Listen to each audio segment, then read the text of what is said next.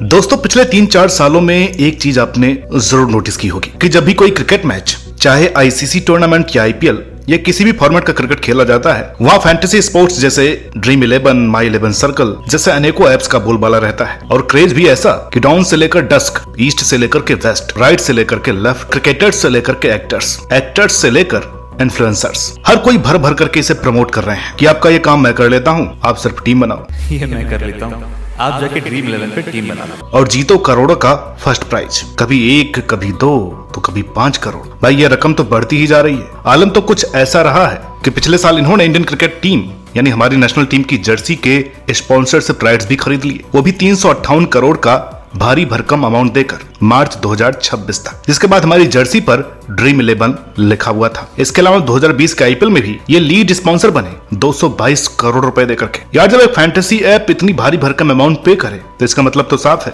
कि ये करोड़ों के प्रॉफिट बना रहे होंगे। बिल्कुल ठीक समझे। 2022 में इनका प्रॉफिट रहा 142 करोड़, वही 2023 में ये 188 करोड़ पहुंच गया, जहां रेवेन्यू रहा 6050 करोड़ रुपए का। ये अमाउंट दिन दुगनी और रात चौगुनी तरक्कियां कर रहा है। रेवेन्यू दिन प्रतिदिन बढ़ता ही जा रहा है, प्रॉफिट भी गगनचुंबी है। लेकिन सवाल यहाँ ये उठता है कि ये लोग प्रॉफिट बनाते कैसे हैं? कभी 1 रुपए में टीम बनाओ, कभी 49 रुपए में कॉन्टेस्ट खेलो, तो ये आखिर इतने करोड़ों रुपए कमाते कैसे हैं? और ऐसा भी क्या सिनेरियो है जो नामी खिलाड़ी, दिग्गज अभिनेता भी इन एप्स को प्रमोट कर रहे हैं? तो चलिए आज के इस वीडियो में समझते हैं इन फैंटेसी एप्स का बिजनेस मॉडल और उनकी कमाई का मैकेनिज्म।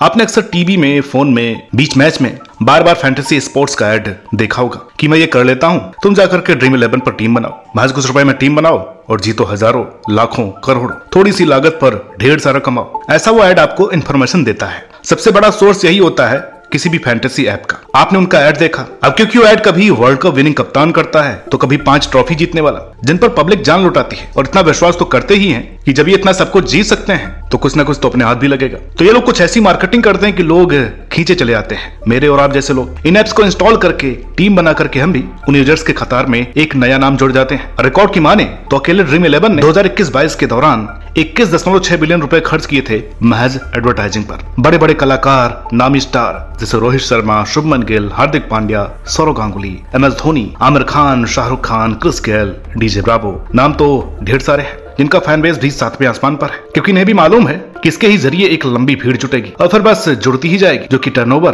कहां से कहां ले जाएगी। अब ये तो सिर्फ एक ऐप की बात रही, बाकी के ऐप्स भी कुछ पीछे नहीं है और इसका रिजल्ट इन्हें मिले भी। आए दिन लाखों की तादाद में यूजर्स बढ़ते ही चले जा रहे हैं।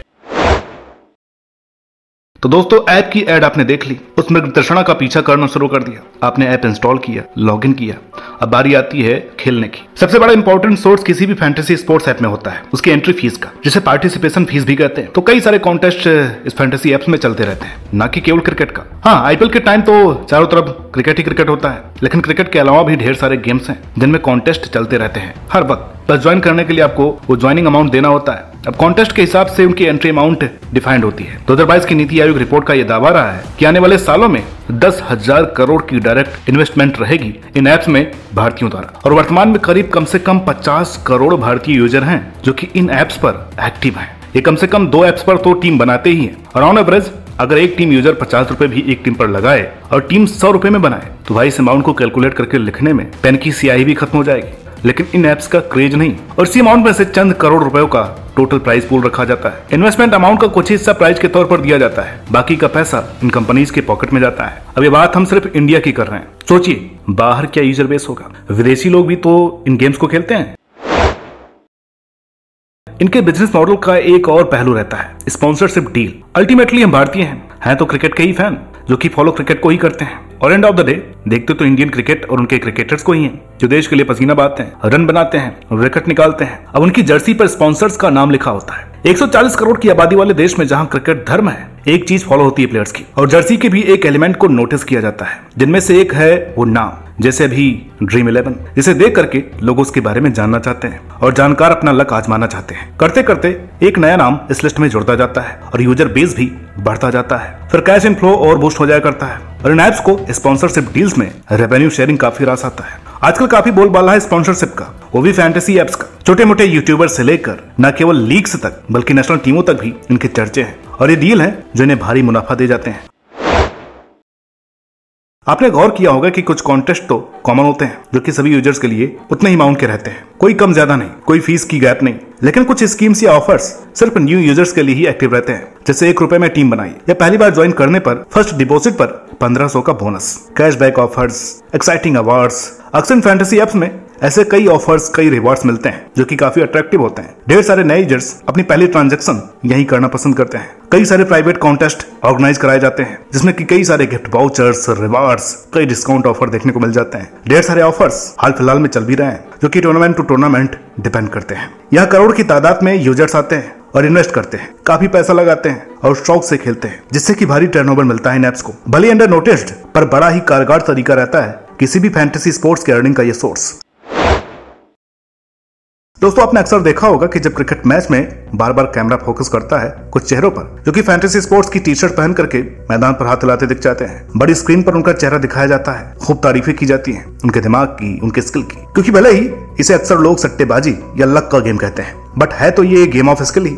इन विनर्स के अप्रिसिएशन के जरिए फैंटेसी स्पोर्ट्स का खूब नाम होता है। पोस्ट मैच प्रेजेंटेशन में इन्हें अप्रिसिएशन मिलती है और इस इनडायरेक्ट पार्टनरशिप के साथ फैंटेसी स्पोर्ट्स इन एप्स का बड़ा तगड़ा इंपैक्ट पड़ता है उन लोगों पर जो लाइव मैच में मौजूद होते हैं। उन्हें भी मोटिवेशन मिलता है, उसके बाद वो इसकी तरफ आकर्षित हो जाते हैं। तो अप्रेसल भी एक इनडायरेक्ट बूस्टर्स है, यही नहीं, कोलैबोरेशन का भी बड़ा बोलबाला है आजकल। जैसे आपने जीपे से कुछ ट्रांजैक्शन किया, किसी मर्चेंट को पेमेंट किया या कोई मोबाइल रिचार्ज किया, आपको स्क्रैच कार्ड मिलता है या अक्सर कोई रिवार्ड मिलता है, जहां 1500 का cash bonus offer on first deposit या फर्स्ट कॉन्टेस्ट हारने पर भी 100% रिफंड मिलता है। ये वो पैतरे हैं जो कि 100 को 125 कर दिया करते हैं और इससे जहां 4 लोग खेलते वहां 7-8 लोग खींचे चले जाते हैं और ये सर्कल देखते ही देखते बढ़ता चला जाता है। तो कुछ ऐसा जादू है इन फैंटेसी स्पोर्ट्स का।